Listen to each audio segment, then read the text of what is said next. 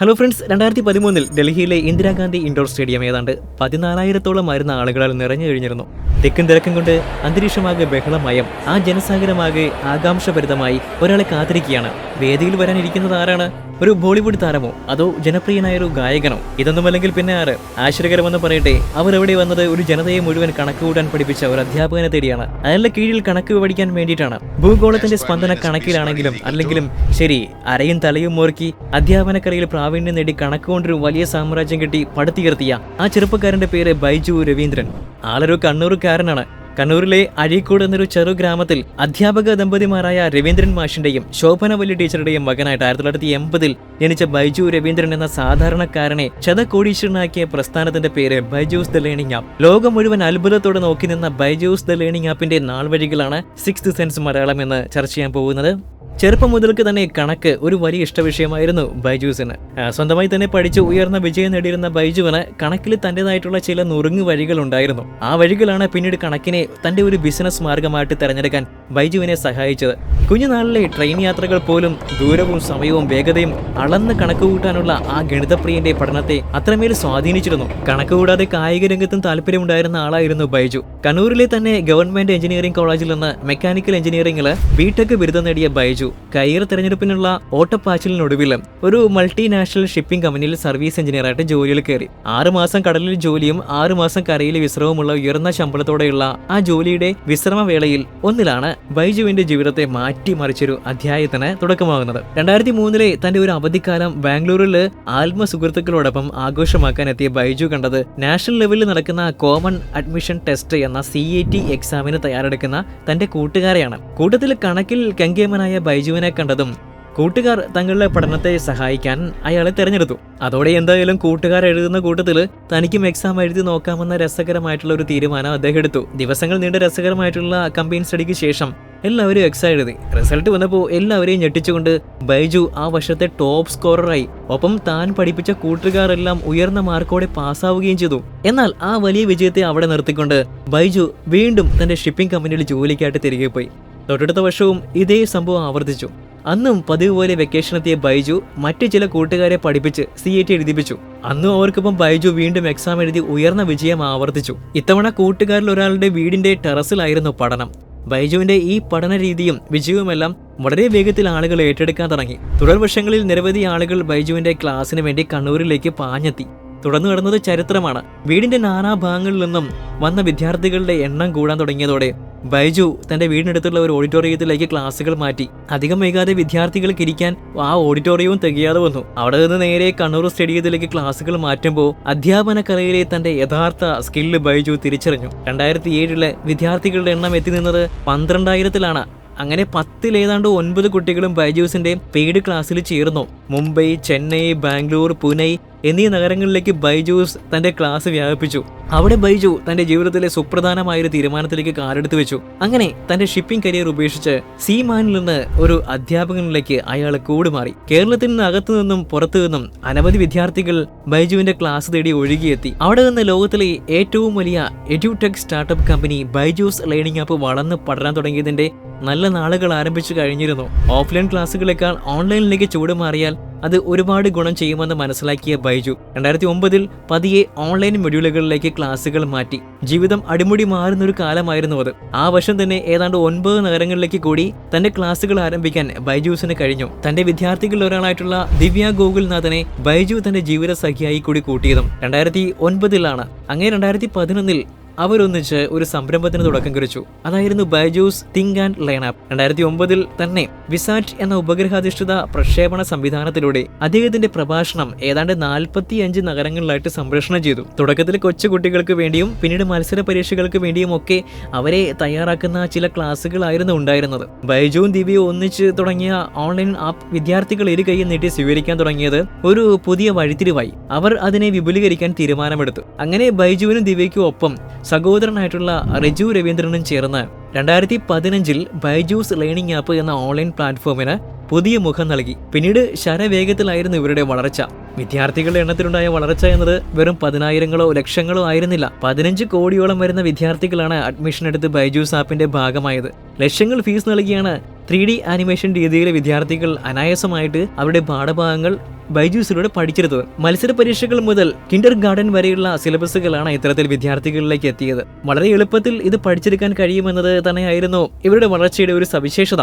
അങ്ങനെ കണക്കിലെ കുറുക്ക് വഴികളിലൂടെ വളർച്ചയുടെ വലിയ വഴികൾ താണ്ടുകയായിരുന്നു ബൈജു. 2018 ആയതോടെ ഡിജിറ്റൽ ഇന്ററാക്റ്റീവ് 3D സംവിധാനങ്ങളിലൂടെയുള്ള ബൈജൂസിന്റെ പഠന രീതി അമേരിക്ക, UK തുടങ്ങിയ രാജ്യങ്ങളിലേക്ക് കൂടി വ്യാപിപ്പിക്കാൻ അവർ ഒരുങ്ങി. മണിപ്പാൽ ഗ്രൂപ്പിന്റെ തലവൻ രഞ്ജൻ പൈ ബൈജുവിന്റെ തിങ്ക് ആൻഡ് ലേൺ ബിസിനസ്സിന് ഏതാണ്ട് 55 കോടി രൂപ നിക്ഷേപമായിട്ട് നൽകി. അതായിരുന്നു ബൈജൂസിന്റെ ആദ്യ നിക്ഷേപം. പിന്നീട് ഫേസ്ബുക്ക് സ്ഥാപകനായിട്ടുള്ള സുക്കർബർഗ് ഉൾപ്പെടെയുള്ള വൻകിട ബിസിനസ് ഭീമന്മാർ കോടിക്കണക്കിന് രൂപയുടെ നിക്ഷേപവുമായിട്ട് ബൈജൂസിലേക്ക് എത്തി. ആഗോളതലത്തിൽ ഒരു കണ്ണൂരുകാരൻ ശ്രദ്ധ പിടിച്ചു പറ്റിയ സുവർണ നിമിഷങ്ങളായിരുന്നു അത്. 2018 ബൈജൂസിന്റെ മൂല്യം ഏതാണ്ട് $1 ബില്യൺ, അതായത് 100 കോടി ഇന്ത്യൻ രൂപയായി. അങ്ങനെ അവർ ഇന്ത്യയിലെ ആദ്യത്തെ ATT&CK യൂണിക്കോണായി മാറി. 2020 മാർച്ചോടെ ഏകദേശം 4 കോടി ഉപഭോക്താക്കളുമായി അതിന്റെ മൂല്യം $8 മില്യൺ, അതായത് 800 കോടി ഇന്ത്യൻ രൂപയായി ഉയർന്നു. കണക്ക് കൂട്ടി കണക്കിൽ അധിക പണം സമ്പാദിക്കാനും വലിയ നേട്ടങ്ങൾ കയ്യെത്തിപ്പിടിക്കാനും ആ ചെറുപ്പക്കാരൻ നടത്തിയ പോരാട്ട കഥയുടെ ആദ്യ പകുതി പിന്നിടുമ്പോൾ പെട്ടെന്നാണ് അത് സംഭവിച്ചത്. നാടാകെ കോവിഡ് എന്ന മഹാമാരി പടർന്നു പിടിക്കുന്നു.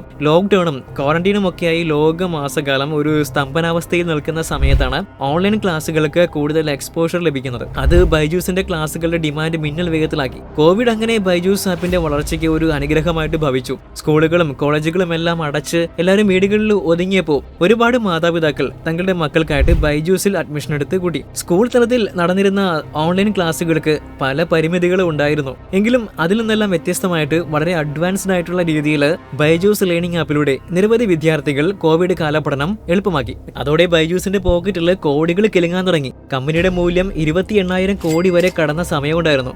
അത്തരത്തിൽ ഇന്ത്യയിലെ ഏറ്റവും വലിയ എഡ്യൂടെക് സ്റ്റാർട്ടപ്പ് ആയിട്ട് ബൈജൂസ് ലേണിംഗ് ആപ്പ് അതിന്റെ ജൈത്രയാത്ര തുടർന്നു കൊണ്ടേയിരുന്നു. ഫുട്ബോൾ ഇതിഹാസം ലയണൽ മെസ്സിയും കിങ് ഖാൻ ഷാരൂഖ് ഖാനും മലയാളത്തിന്റെ മഹാനടൻ മോഹൻലാൽ ഉൾപ്പെടെയുള്ള പ്രമുഖരെ വരെ ബ്രാൻഡ് അംബാസിഡർമാരാക്കിയും ഇന്ത്യൻ ക്രിക്കറ്റ് ടീം മുതൽ ഫിഫ ലോകകപ്പ് വരെ സ്പോൺസർ ചെയ്തും ബൈജൂസ് ലോകത്തെ അമ്പരപ്പിച്ചു. സ്വന്തം പേര് എഴുതിയ ജേഴ്സി ധരിച്ച് വിരാട് കോഹ്ലി ഉൾപ്പെടെയുള്ളവർ കളിക്കാനിറങ്ങിയതും ബൈജൂസിന്റെ പരസ്യചിത്രത്തിൽ മെസ്സിയെ കൊണ്ടുപോലും നമസ്തേ ഇന്ത്യ എന്ന് പറയിപ്പിച്ചതുമെല്ലാം ഏതൊരു ഇന്ത്യക്കാരനും അഭിമാനത്തോടെ മാത്രം നോക്കിക്കണ്ട ബൈജൂസിന്റെ വളർച്ചകളായിരുന്നു. കണക്കിലധികം കാശ് കയ്യിൽ വന്നു തുടങ്ങിയതോടെ ബൈജൂസിന്റെ കണക്കുകൂട്ടലുകൾ പിഴയ്ക്കാൻ തുടങ്ങി. കഠിനാധ്വാനം കൊണ്ടും നിശ്ചയദാർഢ്യം കൊണ്ടും അയാൾ പടുത്തുയർത്തിയ സാമ്രാജ്യത്തിന്റെ തകർച്ചയ്ക്ക് തുടക്കം കുറിച്ചത് അവിടെ നിന്നായിരുന്നു. പെട്ടെന്ന് ഇരട്ടി പണമുണ്ടാക്കാനുള്ള പുതിയ തന്ത്രങ്ങൾ മെനയാനുള്ള തിരക്കിൽ ബൈജൂസിന് വലിയ തിരിച്ചടികൾ നേരിടേണ്ടി വന്നു തുടങ്ങി. ചില നേട്ടങ്ങൾ അങ്ങനെയാണ്.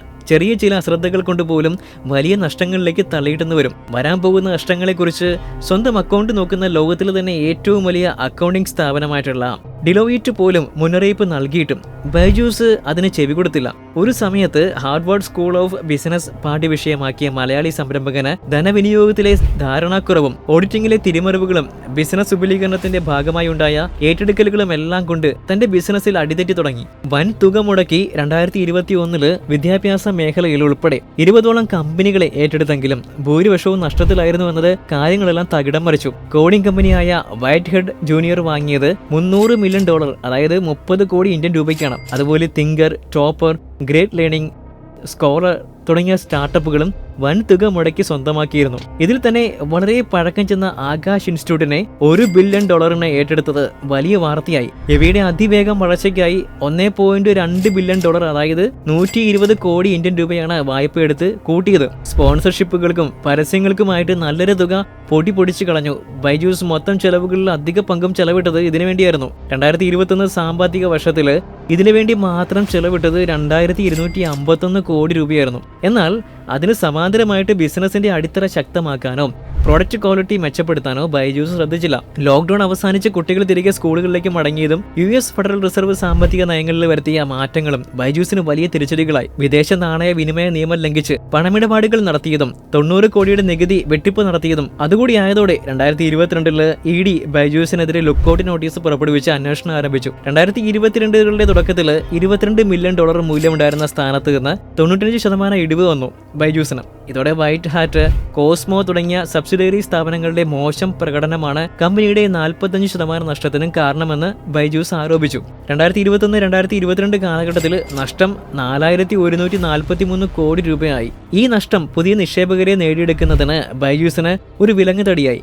എടുത്ത വായ്പാ കടങ്ങൾ തിരിച്ചടയ്ക്കാതെ വന്നതോടെ ധനകാര്യ സ്ഥാപനങ്ങളും ബൈജൂസിനെതിരെ തിരിഞ്ഞു. 2023 ആയപ്പോഴേക്കും സ്ഥിതി കൂടുതൽ മോശമായി കൊണ്ടിരുന്നു. 15,000-ഓളം വരുന്ന ജീവനക്കാർക്ക് ശമ്പളം കൊടുക്കാൻ പോലും കഴിയാത്ത വിധം കമ്പനി അധപ്പതിച്ചു. കമ്പനിയുടെ പ്രതാപകാലത്ത് ബൈജൂസിന്റെ മാർക്കറ്റിംഗ് വിഭാഗത്തിലെങ്കിലും ഒരു ജോലി കിട്ടാൻ വേണ്ടി കുറച്ച് ചെറുപ്പക്കാരുണ്ടായിരുന്നു. എന്നാൽ കണക്കുകൂട്ടൽ തെറ്റാൻ തുടങ്ങിയതോടെ 50,000 ജീവനക്കാരുള്ള കമ്പനിയിൽ നിന്ന് ഈ 2,500 വരെ പിരിച്ചുവിട്ടു. ഒടുക്കം താൻ ചോരയും നീരും കൊടുത്ത് വളർത്തിയ കമ്പനിയിൽ നിന്ന് 6 വമ്പൻ നിക്ഷേപകരാൽ ബൈജു രവീന്ദ്രൻ തന്നെ പുറത്താക്കപ്പെടുമെന്ന സ്ഥിതിയിലെത്തി കാര്യങ്ങൾ. 8 വർഷം കൊണ്ട് അത്ഭുതാപകമായിട്ടുള്ള രീതിയിൽ ആരെയും അമ്പരിപ്പിച്ചുകൊണ്ട് 18,000 കോടിയുടെ വളർച്ചയിലെത്തിയ ബൈജൂസ് അതിശയകരമായിട്ടുള്ള വളർച്ചയിൽ നിന്നാണ് അപ്രതീക്ഷിതമായ തകർച്ചയിലേക്ക് കൂപ്പുകുത്തിയത്. തെറ്റായ തീരുമാനങ്ങളായിരുന്നു ആ തകർച്ചയ്ക്ക് കാരണങ്ങളായി തീർന്നത്. ബിസിനസ്സിലെ ഈ വലിയ റിസ്കിന്റെ അധിക ഭാരം താങ്ങാൻ കഴിയാത്തത് കൊണ്ടാവാം ബൈജു രവീന്ദ്രൻ ഇന്ത്യ വിട്ട് പിന്നീട് ദുബായിലേക്ക് ചെന്നെത്തിയത്. എന്തായാലും ബിസിനസ് എന്താണെന്നും അതിന്റെ ലാഭനഷ്ടങ്ങൾ എന്താണെന്നുമെല്ലാം ഈ വലിയ തിരിച്ചടിയിൽ നിന്നും നന്നായി മനസ്സിലാക്കാൻ ബൈജു എന്ന സംരംഭകന് കഴിഞ്ഞിട്ടുണ്ടാകണം. ഇന്ത്യൻ എഡ്യൂടെക് സ്റ്റാർട്ടപ്പ് ബിസിനസിന്റെ ചരിത്രത്തിൽ ബൈജൂസ് ഉണ്ടാക്കിയെടുത്ത ഓളം അത്ര ചെറുതല്ല. അതുകൊണ്ട് തന്നെ നിലവിലെ നഷ്ടങ്ങളിൽ നിന്ന് പൂർവാധിക ശക്തിയോടെ ബൈജൂസ് തിരിച്ചു വരുന്നൊരു കാലം വിദൂരമല്ല നമുക്ക് പ്രതീക്ഷിക്കാം. അപ്പോൾ നമ്മുടെ ചാനലിൽ വേറെ കുറെ നല്ല ഇൻട്രസ്റ്റിംഗ് ആയിട്ടുള്ള വീഡിയോസ് ഒക്കെ അപ്ലോഡ് ചെയ്തിട്ടുണ്ട്. അതെല്ലാം നിങ്ങൾ ഒന്ന് കണ്ടു നോക്കണം കേട്ടോ ഫ്രണ്ട്സ്. അപ്പോൾ SSM വീണ്ടും തീർച്ചയായിട്ടും ഇതുപോലെ ഉപകാരപ്രദവും എന്റർടൈനിങ്ങും രസകരവുമായിട്ടുള്ള വീഡിയോസുമായിട്ട് തീർച്ചയായും വരാം. അപ്പോൾ അതുവരെ നിങ്ങൾ കാത്തിരിക്കുമല്ലോ. Stay tune. Bye by.